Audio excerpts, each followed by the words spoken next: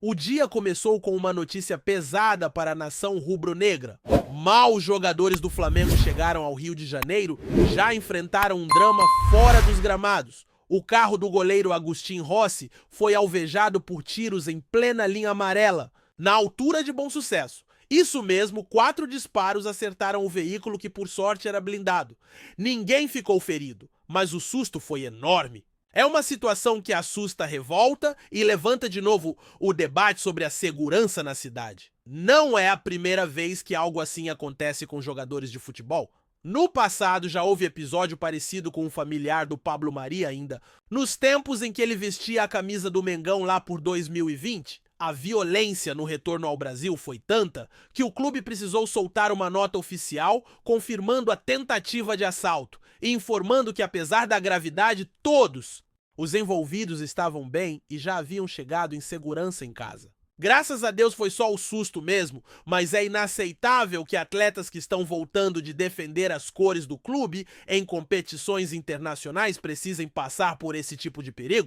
E o clima, que já não estava dos melhores por conta da sequência de atuações apagadas do time, ficou ainda mais tenso. A gota d'água parece ter vindo no vestiário logo após o jogo contra o Central Córdoba. Rolou ali uma lavagem de roupa suja daquelas de bastidor que normalmente não vem a público. Mas Gerson deixou escapar numa entrevista rápida que os jogadores se reuniram, conversaram e decidiram que vão sair dessa juntos. Foi aquele papo reto do tipo: entramos juntos nessa, vamos sair juntos também.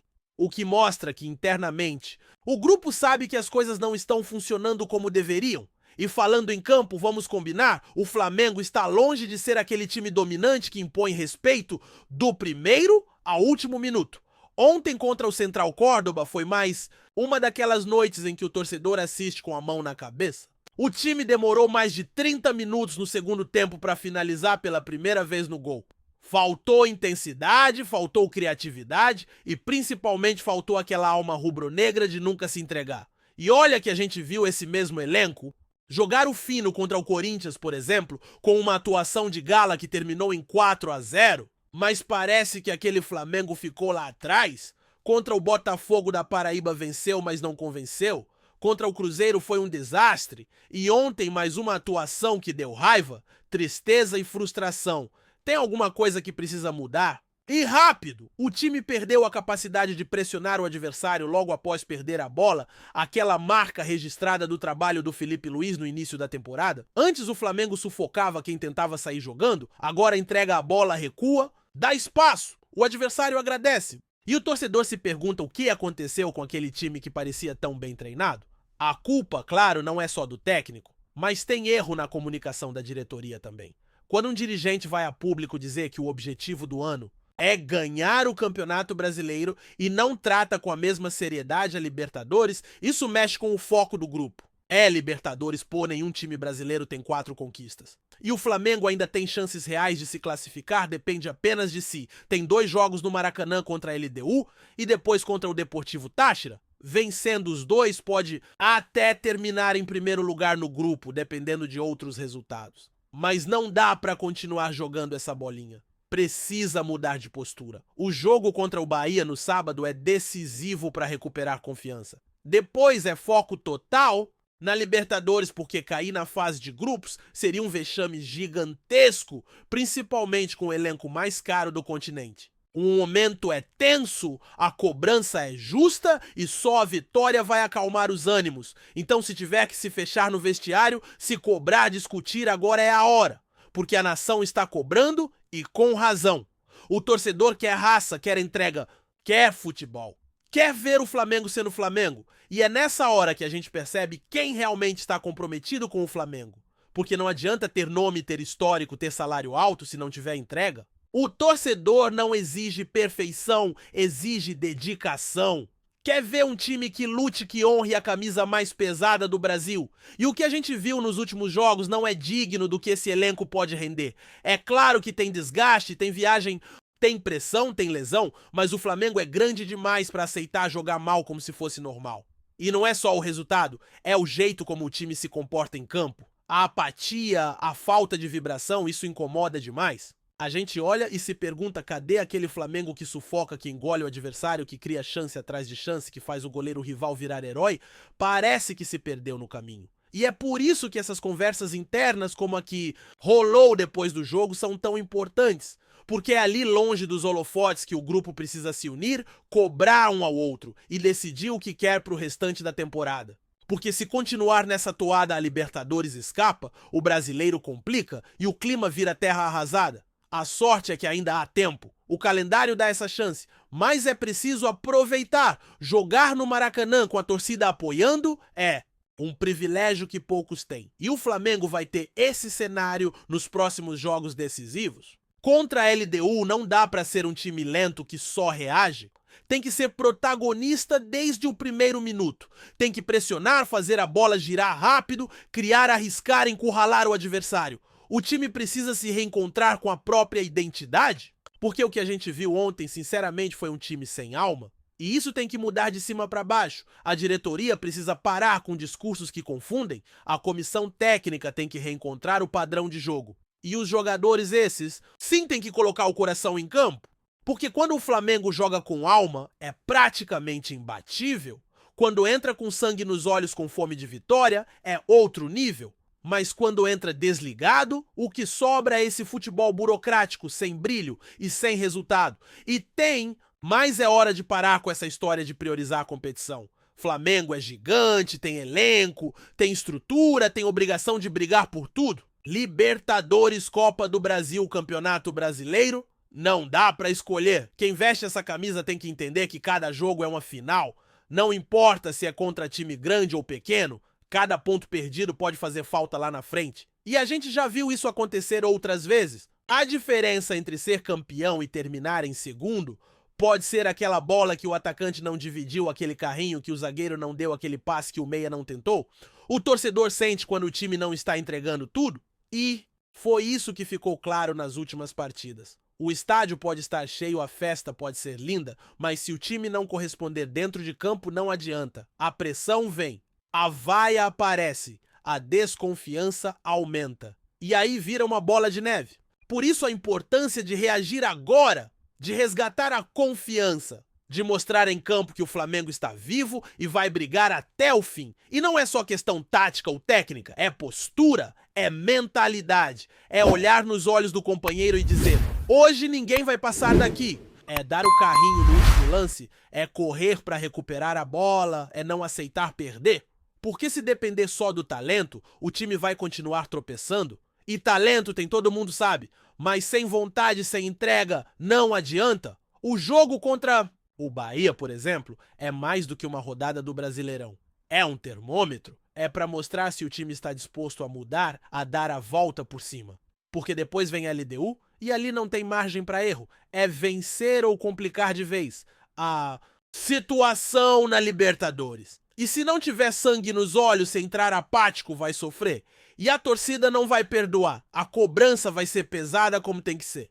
Porque essa camisa merece respeito. E quem não tiver pronto para carregar esse peso, é melhor nem vestir. E olha que a torcida tem sido paciente. Mesmo diante de atuações ruins, segue lotando o estádio, apoiando, acreditando. Mas a paciência tem limite. E esse limite está perto. O torcedor quer respostas, quer atitude, quer mudança. E tudo começa agora com esses próximos jogos em casa.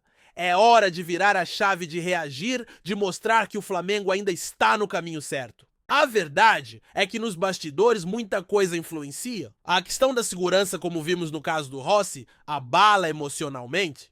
Os caras voltaram de viagem cansados depois de um jogo difícil e são recebidos com um tiro. Isso não é normal. Isso mexe com o psicológico, mas também não pode ser desculpa. Dentro de campo a resposta tem que vir, porque ninguém vai aliviar pro Flamengo. Muito pelo contrário, todo mundo quer vencer o Flamengo, todo mundo quer complicar o Flamengo. Então tem que jogar com o dobro de vontade. E vamos combinar, se o time jogar o que sabe se jogar, o que já mostrou que pode, ninguém segura. Esse elenco já deu provas de que tem qualidade para bater de frente com qualquer um, mas não adianta ter nome se não tiver atitude. E é isso que o torcedor quer ver agora. Atitude. E tem um ponto importante nessa história toda: os líderes do elenco precisam assumir a bronca. Os caras mais experientes que já viveram tudo dentro do Flamengo têm que puxar a responsabilidade. É nessa hora que o capitão se impõe, que o camisa 10 chama o jogo, que o zagueiro grita, com o time inteiro se for preciso. Não dá pra ficar calado vendo o barco afundar. O grupo precisa de comando, de união de foco. Felipe Luiz tem experiência, tem visão de jogo, mas precisa encontrar uma maneira de recuperar o controle do elenco, de fazer o time voltar a jogar com organização, com intensidade, com fome. Porque se continuar nesse ritmo, o Flamengo corre sério risco de jogar fora mais uma temporada. E isso seria inadmissível.